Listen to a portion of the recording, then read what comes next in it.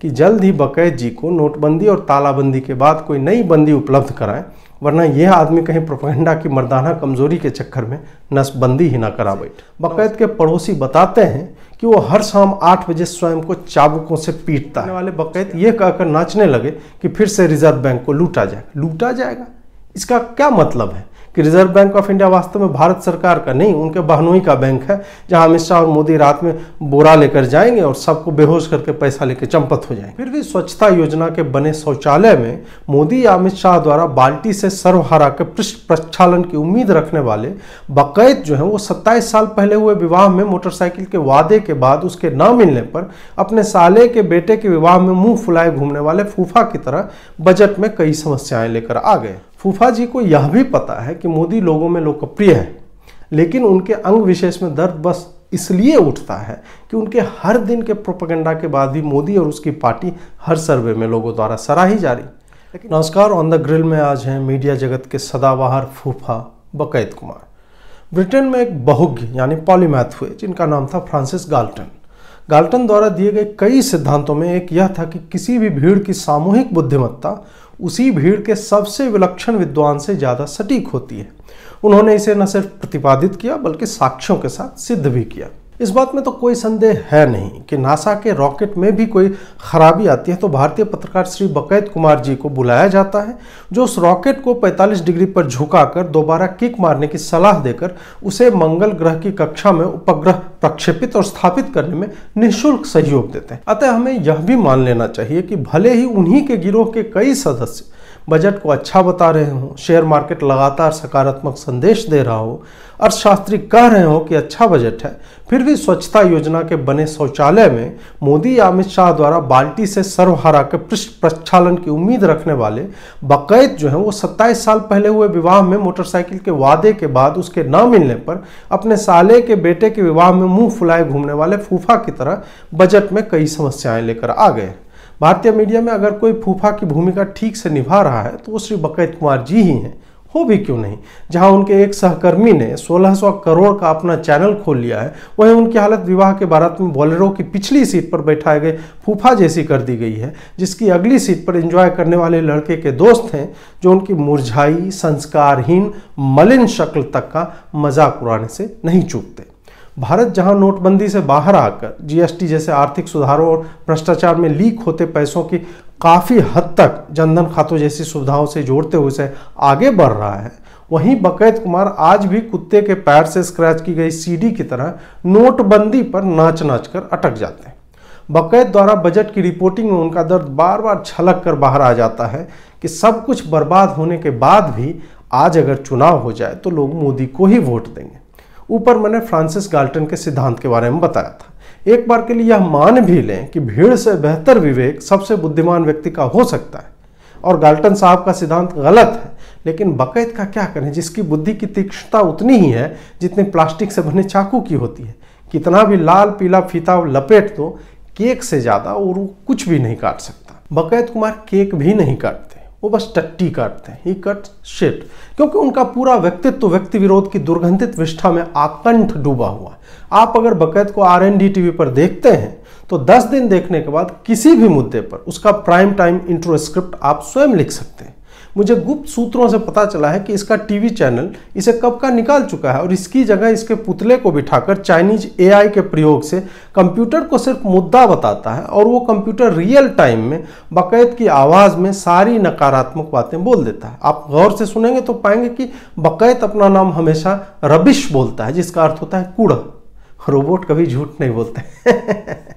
2014 के बाद से ही चाय के कप में बिस्किट टूटने को भी मोदी द्वारा भेजा आपातकाल कहने वाले बकैत ने चाहा तो बहुत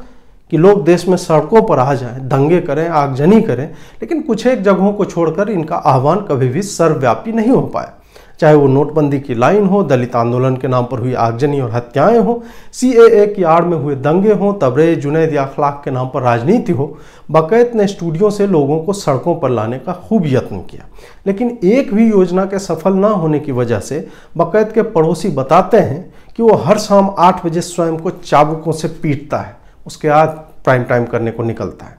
बजट पर सरकार पैसा कहाँ से लाएगी? इसके नाम पर रुदन करने वाले बकैत ये कहकर नाचने लगे कि फिर से रिजर्व बैंक को लूटा जाएगा। इसका क्या मतलब है कि रिजर्व बैंक ऑफ इंडिया वास्तव में भारत सरकार का नहीं, उनके बहनोई का बैंक है, जहां अमित शाह और मोदी रात में बोरा लेकर जाएंगे और सबको बेहोश करके पैसा लेकर चंपत हो जाएंगे।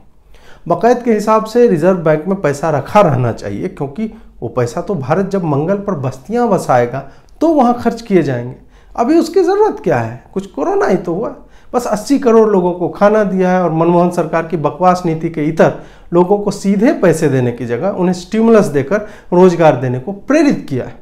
बकैत उस विलक्षण प्रतिभा का धनी है जो एक ही पोस्ट में यह भी लिखता है कि दुनिया का हर देश कमाई से ज़्यादा खर्च करने को मजबूर है, लेकिन भारत जब वही काम कर रहा है तो उसे अर्थव्यवस्था चौपट होती दिखती है। मुझे यह विश्वास हो गया कि जब बकैत अर्थव्यवस्था कहता है तो अवश्य ही कोई कूट संदेश है, क्योंकि चौपट व्यवस्थाएं 11.5% की वृद्धि के आसार लेकर नहीं आती, ना ही स्टील, बिजली, सीमेंट जैसे सूचकांकों में वृद्धि दिखती है। मुझे लगता है कि जब बकैत अर्थव्यवस्था कहता है तो उसका मतलब उसकी निजी अर्थव्यवस्था से है, जो कि टॉप 10 हिंदी न्यूज चैनलों से बाहर होने के कारण पहले ही बर्बाद हो रही थी। बाकी की कसर इनके मालिकों पर सैकड़ों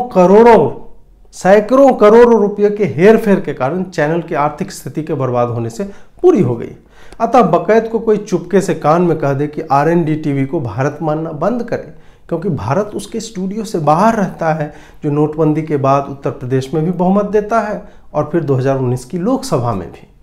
फूफा लोगों की एक और समस्या होती है, वो बारात निकलने को तैयार परिवार की समस्या के समय उसका समाधान ढूंढने की जगह, मैंने तो पहले ही कहा था, मरते दम तक ये कहते रहते हैं, जबकि वो समस्या वहीं कोई व्यक्ति उसी वक्त सुलझा देता है। बकैत उसी फूफा जी की तरह बोलेरो में तब तक नहीं बैठेगा जब तक दूल्हा स्वयं न उन्हें पुचकार कर कहे कि उनकी सारी बात मान ली जाएगी। यहाँ तो हाल यह है कि पुचकारना तो दूर, दूल्हा अपने दोस्तों से कहता है कि फूफा को सबसे बदमाश दोस्तों के साथ उस गाड़ी की पिछली सीट पर बैठाओ जिसमें सुधीर, अर्णब, रोहित जैसे लोग फ्रंट में बैठे हों। अब आप ही बताइए, जहाँ गर्दन नीचे करके जलालत भरे चुटकुले जबरन सुनने पड़े और हर ठोकर पर सर जो है छत से टकराए, वो आदमी कैसे कहेगा कि शादी अच्छी हो रही है। मुझे अपने गुप्त सूत्रों ने बताया कि बकैत की दिली इच्छा है कि मोदी जी उन्हें अपनी कैबिनेट मीटिंग का जूम लिंक भेजा करें और उसके फेसबुक पोस्ट पढ़ने के बाद ही निर्णय ले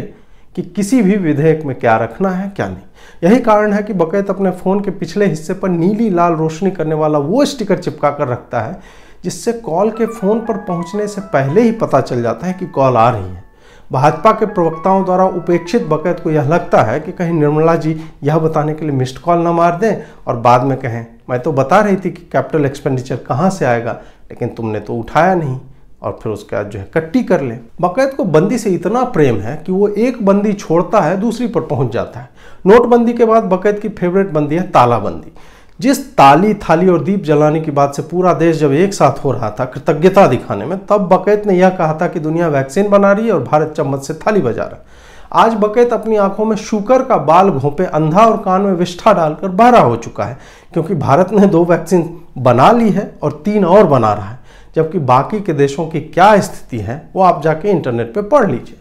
तालाबंदी को अर्थव्यवस्था में हुई गिरावट का जिम्मेदार तो पान की दुकान पर विदेश नीति पर चर्चा करते हुए युवा भी बता देंगे, या वो पान वाला स्वयं ही बता देगा। लेकिन वही पान वाला यह भी बता देगा कि कोरोना से बचने के लिए ऐसा करना आवश्यक था।